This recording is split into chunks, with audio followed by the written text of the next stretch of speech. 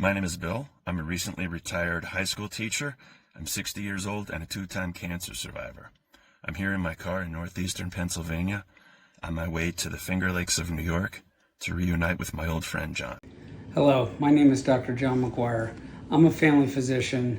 I started family medicine in 1992. Today, I'm going to meet one of my oldest and dearest friends, Bill Resnick. We grew up together, and I have not physically seen him in over 20 years. To understand why I'm making this 200-mile journey to see my old friend, we need to slam the brakes on the here and now and travel back in time to Wilkes-Barre, Pennsylvania, circa 1975. 50 years or so ago, this empty field was the site of my 5th and 6th grade elementary school. John also attended here, but I didn't really know much about him. All I knew was that he lived directly across the street from the school, and he was the only kid in the neighborhood with an in-ground swimming pool. Our friendship really didn't have a definitive beginning. It was more of a gradual evolution that likely started here in 1977 at the site of this Little League field where we became teammates. At some point we started hanging out, and what developed over the years was your typical guy friendship revolving around sports, movies, video games, junk food, and of course toilet humor. But our relationship also went much deeper and included things like theological discussions, political debates, and conversations about the news of the day. John's home became my second home, and his mother became my second mom. When I graduated from high school, things basically stayed the same. Although our birthdays are only a couple of months apart, I was 1 grade ahead of John.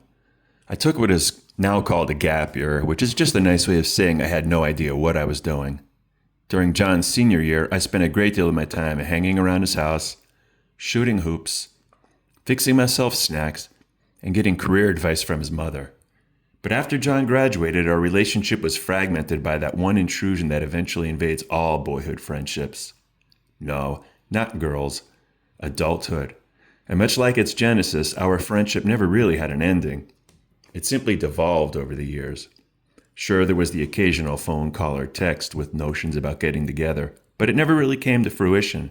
And before you know it, more than 2 decades have passed since we last met in person.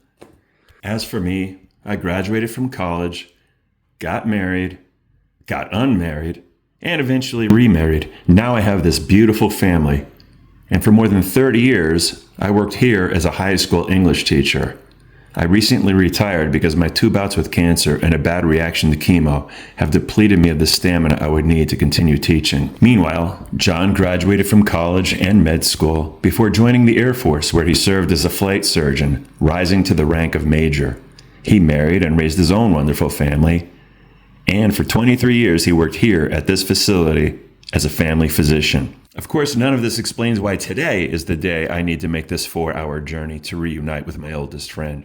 To answer that, I think maybe we need to hear from the good doctor himself. I've been diagnosed approximately 18 months ago with mild cognitive impairment. 2 months ago, it was diagnosed as early onset Alzheimer's.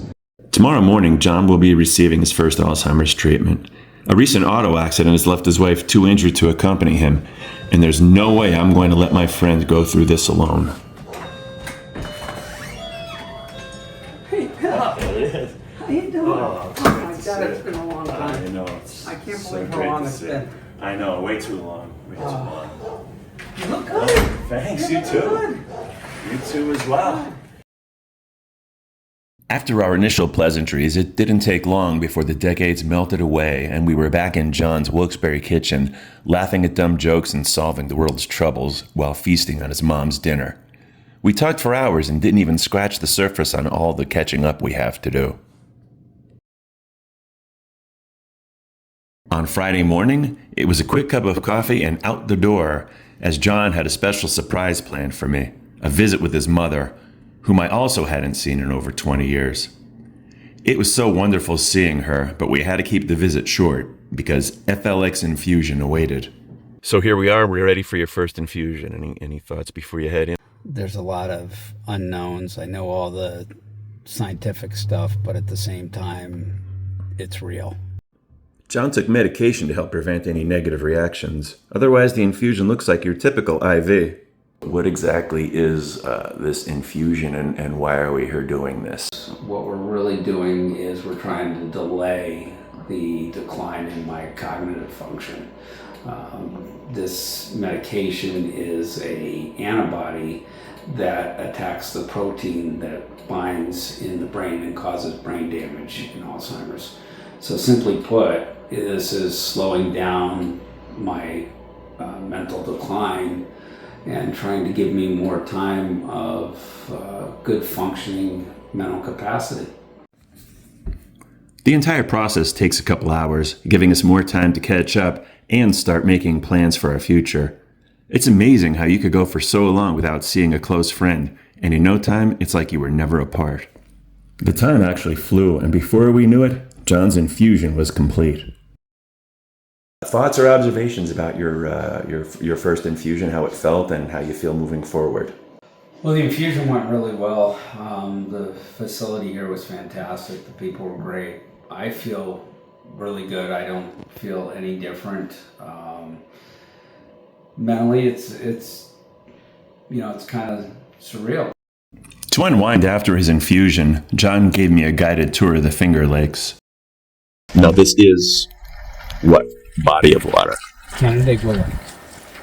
And that is the smallest state park in New York. oh, That little thing is now called Skinola Island. we kept the tour brief because I still needed to make my 4-hour return journey, but we knew this time it would not be another 21 years before meeting again. The traveling home went smoothly, even though I hit the typical Pennsylvania construction. Before I knew it, I was home, and with that experience behind me, it was time to dwell on what awaited me in the next 72 hours. So it's around 1 in the morning, and it's a pretty rough night as I go through my prep for my colonoscopy tomorrow. And yeah, it's not fun, to say the least. I know a lot of people fear getting a colonoscopy because of the procedure, but it's really nothing. You go to sleep, you wake up like it never happened, and that's all there is to it. But the prep the night before is pretty rough. But if I didn't go through this 5 years ago, I wouldn't be alive today to talk about it. It's 3 o'clock in the morning. I'm on my way to go take Bill to his colonoscopy. In the last 72 hours, he was able to come up to New York and help me through my first infusion for Alzheimer's. And I have the opportunity to go be with him during his surveillance colonoscopy. So we'll see you in Pennsylvania. Bill, we're at your colonoscopy. Any nerves or concerns going in? The logical part of my brain says, yeah, I'm good. This is all going to go well. But, once a C-bomb is dropped on you, you're always nervous about the next attack. So I think I'll be good. There's always that doubt in the back of the mind. To anybody who fears waking up from a colonoscopy, just take a look at this happy face. And that was before I heard the good news. The story, your colon was totally normal. Oh, fantastic. So, I mean, the anastomosis where they sewed you back together looked great. Oh, good. So you're good for 5 years, okay? 5 years. With your history, it's every 5 years, no more than that. Oh, wow, that's great. Okay. I was expecting every year. No. It goes 1 year, then 3 years, this is the 3-year mark, and this is Right. normal, so then it's 5 years. No, I think last time you found a polyp. On par. Nothing this time. Fantastic. right. Clean living is paying off. Good. To celebrate the good news, we headed back to my house for a quick photo shoot.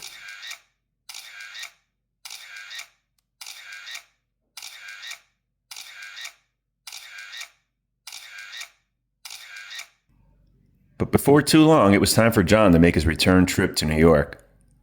My clean bill of health means that I'm a little more than 2 years away from officially being declared cancer-free.